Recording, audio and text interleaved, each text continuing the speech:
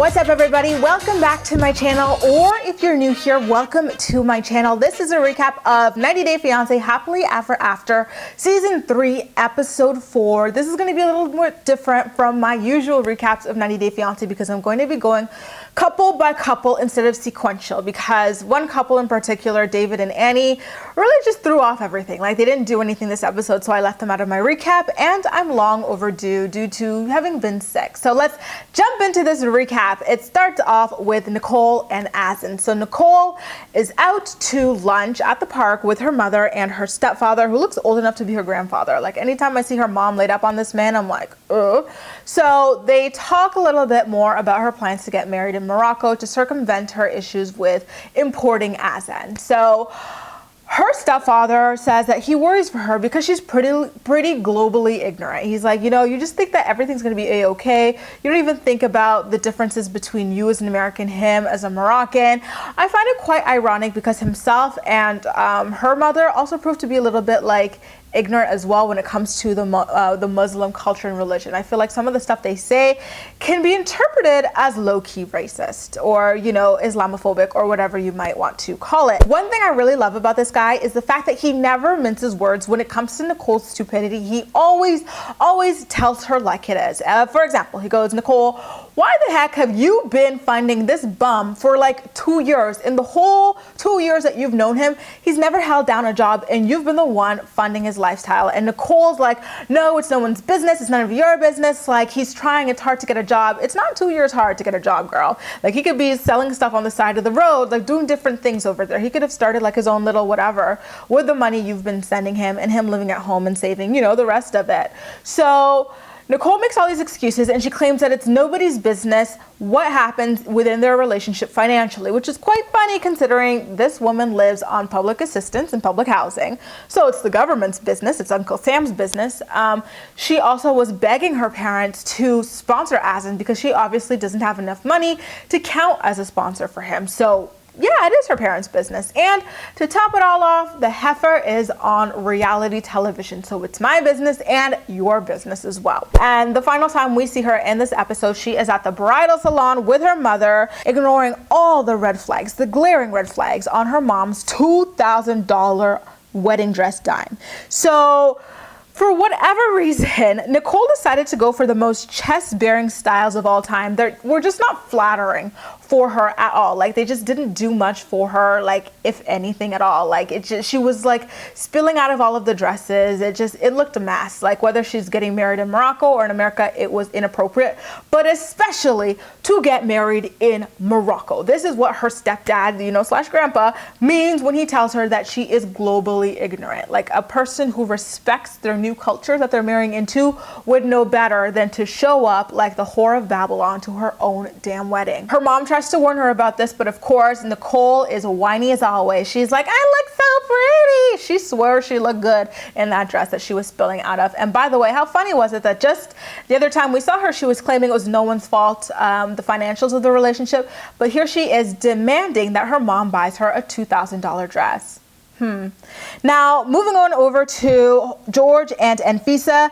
George and Anfisa go to see a therapist, and she's open to the idea that she too is a contributor to some of the things going wrong in their relationship. I'm happy to see her say this because she is responsible for some pretty horrific things that have happened in their relationship. For example, domestic violence, keying his car, hacking his phone. Like, these are really, really serious things that she's done. Yeah, George has lied to her up and down and, like, you know, scam the hell out of her, but these are things that you just do not do. These are instances of domestic violence, and so I hope that in therapy they do actually dig into these things and call them what they are instead of like playing nice. She talks about how bad George's lies make her feel and how they break her heart, and George admits that he'd rather lie than tell the truth for fear of disappointing people, which is kind of funny because even while he's lying, he's disappointing the hell out of his wife, okay? And also funny considering the escort lie that he perpetuated at the last reunion special. Which is it, George? The therapist asked them if they ever see themselves having kids in the future, and that's when Anfisa breaks down in tears because just the idea of having kids is something that she has been entertaining like her whole life almost, and she would love to have kids, but the problem is that their relationship and I guess her life are falling apart, and it's just too much, and kids are absolutely out of the question while things are so unstable. So after the therapy session, the two of them are driving back home, and Anfisa wants to continue opening up and talking about what they just learned in therapy, and keeping the lines of communication open. And George, dumb George, is sitting there like, oh, I guess it was I can't remember what happened in therapy. Like, he is so flippant about his own marriage, and it's frustrating to watch, especially considering how much he promised to change for her. And here's where we are, honestly. And Anfisa seems to be quite stable these days, so if I were her, I would call it a day as soon as that, whatever residency requirement she needs to meet in order to split up from him. Like, the day that is done, Anfisa, I hope to God you up and leave his ass. You are just too cute, too driven to be with someone like him, especially in light of his recent charges. Okay, now let's get into Chantel and Pedro. They're still at the family cabin, and Chantel's mother wants to bring up the conversation that was had the other episode. Oh, I wish I could have recapped this for you guys. So last episode, Pedro had slipped up a little bit too drunk at a wine tasting and admitted that he wants to eventually go back to the Dominican Republic almost indefinitely, is what he made it seem like, or for months at a time. And it blindsided Chantel in front of her family, and everybody was like, what? Like, are you harvesting the American dollar, Pedro? Like, what's going on? And so her mom asked Pedro what he meant by that, and Pedro literally gaslit her. He goes, what are you talking about, Mother Chantel? I didn't say that. What? Leave for my, what? You must have been too drunk. You're remembering wrong. Didn't say that.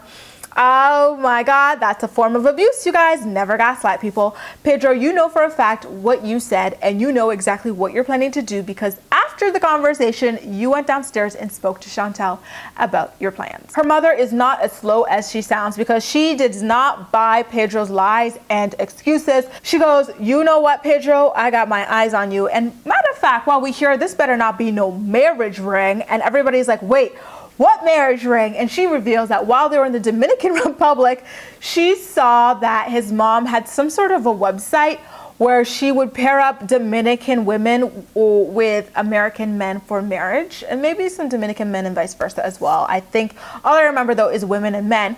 And everybody was kind of jaws dropping at that moment. Like, it sounds like an escort ring if you ask me. And to wrap up the conversation, she goes, matter of fact, Pedro, while we're here, what about I tell you this?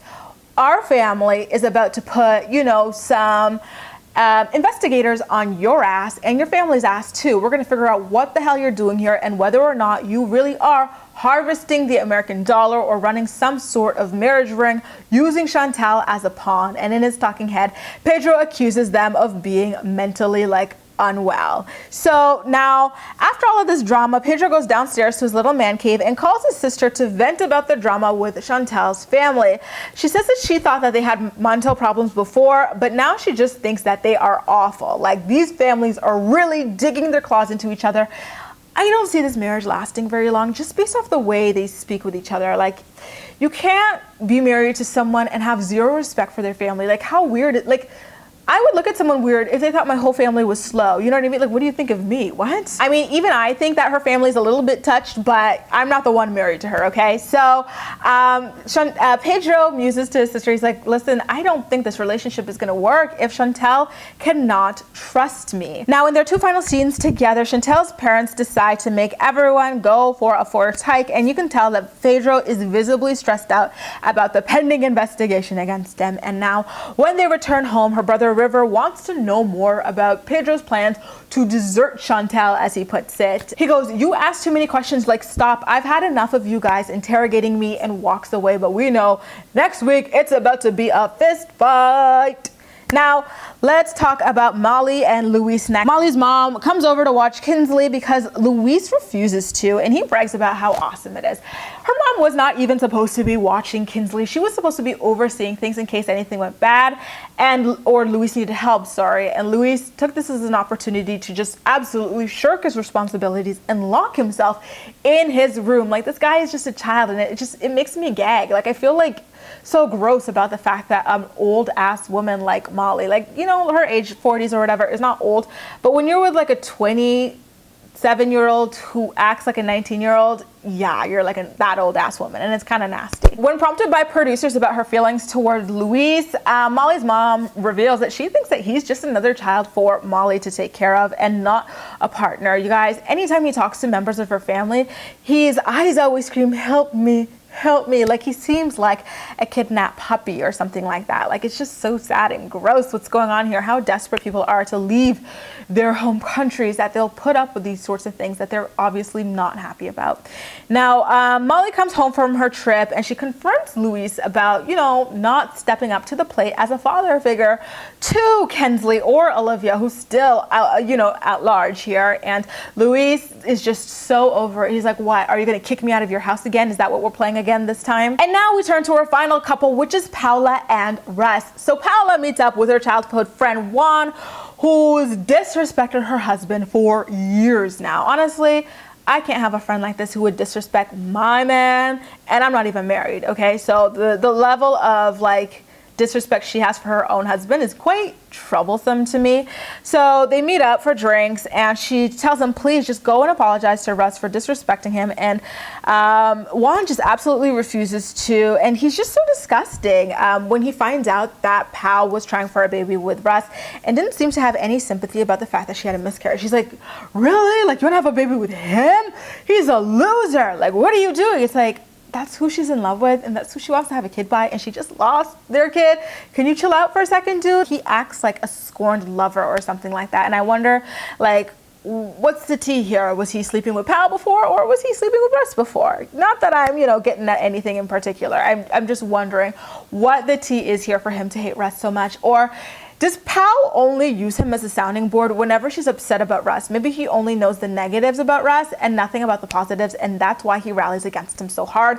But either way, Pao, for the sake of your marriage, it's time to cut this toxic friend out. Somehow, some way, Pao convinces the two guys to get together for dinner, and they're all sitting there, and Russ tells Juan that they need to be cool for Pao's sake. Like, they both love Paola, they both respect her, so why don't they get along? Instead of accepting this olive branch and kind of growing up and getting over whatever this one-sided feud is, Juan does this where he kind of rubs his brow with a middle finger, flipping off Russ for no reason. And instead of just telling him, dude, you're being childish, why are you the only person in here causing problems? No one else wants problems but you. This is a one-sided feud. Russ does not hate you, he just cannot stand the disrespect, so stop disrespecting him and we can all get along. Pao just laughs with him. She goes, Juan, don't do that to my husband. She literally does nothing about it, and I could absolutely scream. Russ, you need a backbone, you need some dignity, and you need a good talk. You really need to buckle down when it comes to Pao and demand that she chooses sides, because this absolutely cannot continue. I'm not one for ultimatums whatsoever. However, if someone treated me like that, there would absolutely be an ultimatum. It's either your trifling ass friend or me. Anyway, you guys, that is a recap of 90 Day Fiance Happily Ever After Season 3, Episode 4. But as usual, I'm more excited to hear what you have to say about everything. So please make sure to leave all of your thoughts and opinions in the comment section down below, and we'll chat. You can also like this video, subscribe for more. Feel free to share it with your friends as well, and follow me across social media where I absolutely love chatting with you. That's all for now. Thank you so much for watching, and I'll see you next time.